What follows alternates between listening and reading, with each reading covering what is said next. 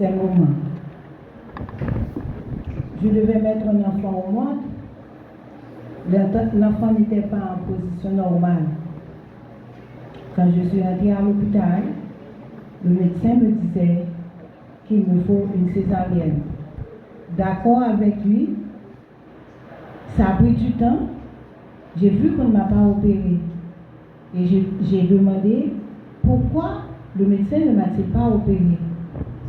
Il m'a dit c'est parce que je suis rebelle à toutes les anesthésies. Dieu soit loué, j'ai prié et le sommeil est arrivé. Il m'a ouvert le ventre et ne pouvait pas prendre l'enfant. Encore une fois, Dieu m'a sauvé et a sauvé mon enfant qui n'a eu aucun problème. Il est sorti sain et sauf. On se préparait à le ramener, mais Dieu l'a sauvé. La deuxième fois, alors une autre fois, j'étais aux États-Unis et je suis saisie par une fièvre. C'était la malaria. Ma tension artérielle était à 2 par 3, 3 par 1, 2 par 1, 3 par 1, 2 par 1, 3 par 1. J'ai passé toute une journée dans le coma, une journée et une nuit. L'infirmière qui devait partir la nuit m'a salué ainsi. Goodbye lady for the last time. Elle devait revenir le lendemain, mais elle savait qu'elle n'allait pas me voir. Et tant d'autres fois encore, Dieu m'a sauvée. Je ne veux pas être doyenne. Je suis chrétienne. Je laisse cette place. Je préfère et vous dire que je suis Lazare. Dieu m'a sauvé la vie pendant maintes occasions. Je vous remercie. J'ai entendu avec plaisir tout ce que vous avez dit. Je suis Marie-Jocelyne Alexandre du Châtelier, normalienne et psychologue. Une science que j'aime tant, et c'est avec plaisir que je vous ai écouté. Et j'ai pris des notes. J'ai pris des notes parce que cela m'a vraiment fait plaisir. Je vous en remercie grandement. Heureusement, je n'ai pas un sujet à débattre parce que vous êtes fatigués. J'ai seulement à vous faire l'historicité de cette école. Comme vous le savez, quand on est arrivé en classe finale, on a beaucoup de pensées. Il y a toute une gamme de pensées, à savoir quelle profession on va choisir. J'avais, dans un premier temps, je voulais être médecin. Pourquoi? Je suis chrétienne, protestante. Dès l'âge de 10 à 12 ans, j'ai commencé à faire des missions avec mes parents. Et je me suis dit, quand je serai grand, je deviendrai médecin juste pour pouvoir prendre soin des malades et leur parler de Jésus. Avec cette intention, j'ai grandi. Après mes études, ma maman a décidé, je ne sais pourquoi, que je sois normalienne. Ça ne m'avait pas plu. Mais je ne pouvais pas désobéir à mes parents. Ce n'est pas comme aujourd'hui. On vous laissait le choix. C'était les parents qui faisaient le choix. Parce que quand je me disais, je vais être médecin, je savais, dans un premier temps, j'allais être infirmière. Et après les études de la santé, je pourrais entrer à l'école de médecine. Ce serait beaucoup plus facile pour moi. Parce que de mon temps, il a fallu des parrains et des marraines pour fréquenter l'école de médecine. Ainsi, mes parents, ma maman particulièrement, n'a pas voulu que je fréquente l'école de médecine.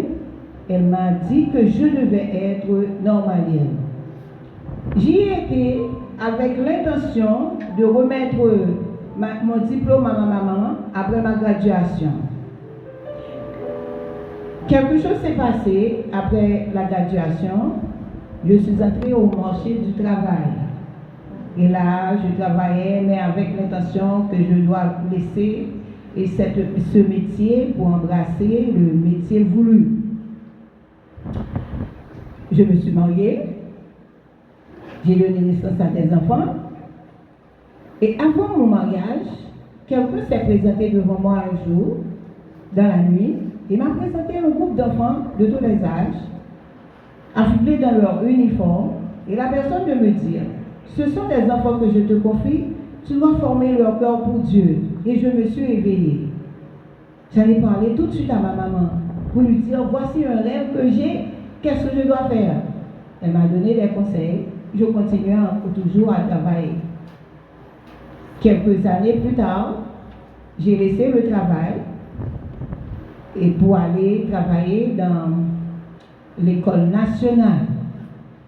Et enfin, l'idée était toujours là. Je caressais l'idée à savoir qu'est-ce que je dois faire pour répondre à ce que cette personne m'avait demandé.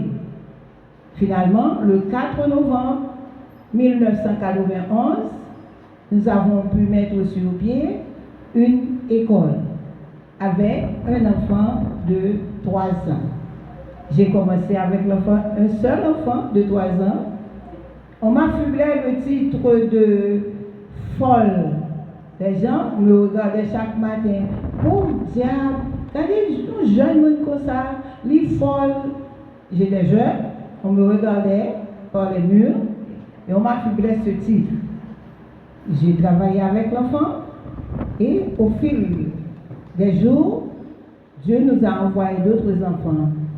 Et aujourd'hui, nous avons des dizaines d'enfants avec nous.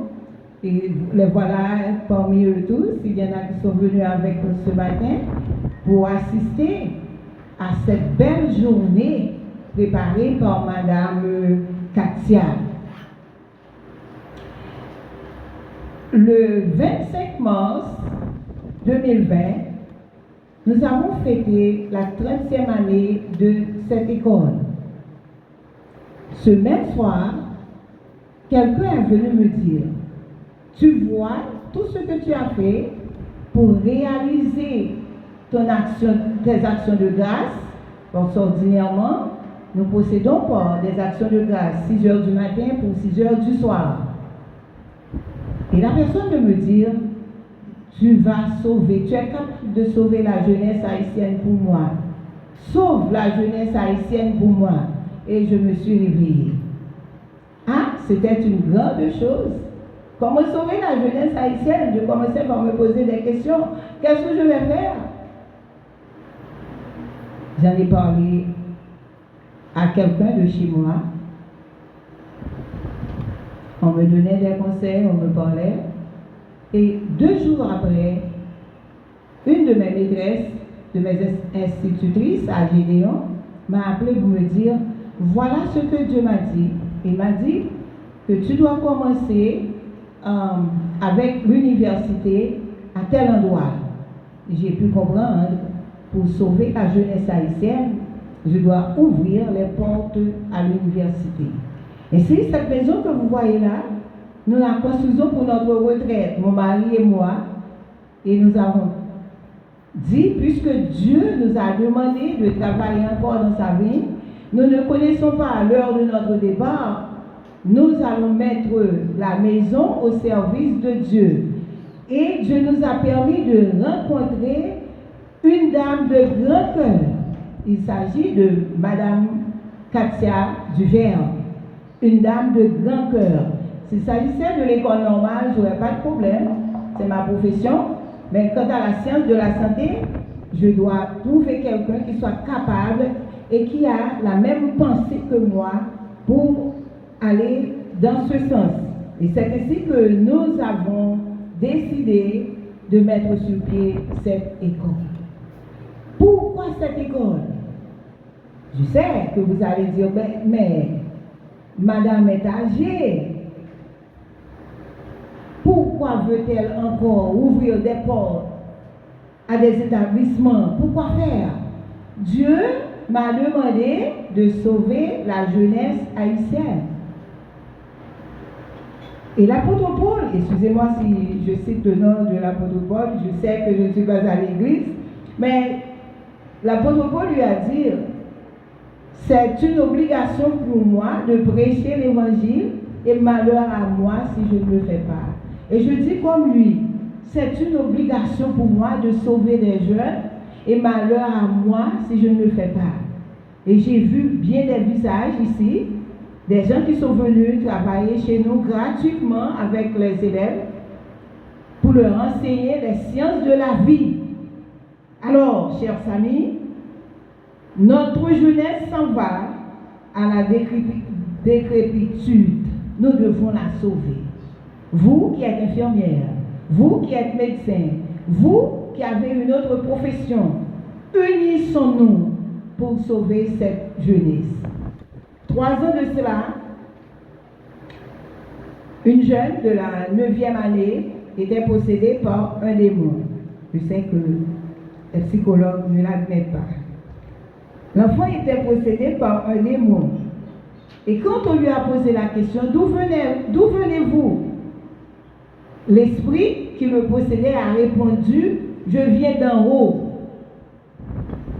Moi, je lui ai posé la question, quelle est votre mission? Il m'a répondu, ma mission, c'est de déjouer tous les enfants qui sont nés à partir de 2000. Et si vous le voyez, nous avons beaucoup de problèmes avec des jeunes qui sont nés à partir de 2000. Je ne me lasse pas de le dire aux parents, surtout les parents qui sont chrétiens, qui savent, qui connaissent très bien ce que peut faire le diable. Le diable nous a dit qu'il veut déranger nos enfants. Il est descendu pour cela. Alors, chers professionnels, nous avons une mission. Notre mission, c'est de sauver ces jeunes que nous voyons. Le Seigneur est là. Il nous donnera la main. Il fera le nécessaire. Et il sauvera aussi. J'ai pris tout mon temps à écouter la psychiatre qui donne son temps, qui donne ses heures, qui a sauvé une femme enceinte. Le Seigneur sauvera également nos enfants et nous n'aurons pas de difficulté à les voir grandir parce que Dieu sera avec nous. Ce à quoi nous attendons, c'est la formation des jeunes. Je vous remercie infiniment d'être venus, de partager notre sentiment, de partager notre mission. Vous qui êtes chrétiens, continuez à prier pour nous. Et je prie toujours pour vous qui avez rendu possible cette journée. J'étais vraiment bien, j'étais dans ma peau. Et comme ordinairement, dès qu'on fait ces activités, je ne mange pas. Je n'ai pas faim. Je pourrais passer tout l'après-midi, tout le reste de la journée à vous entendre, à entendre surtout la dernière intervenante. Ça m'a fait du bien. Unissons-nous pour sauver des jeunes. Nous n'avons pas besoin de les connaître leur famille. Non, ça ne nous concerne pas. Ce sont les enfants de Dieu. Nous travaillons dans la ville du Seigneur. Que le Seigneur vous bénisse.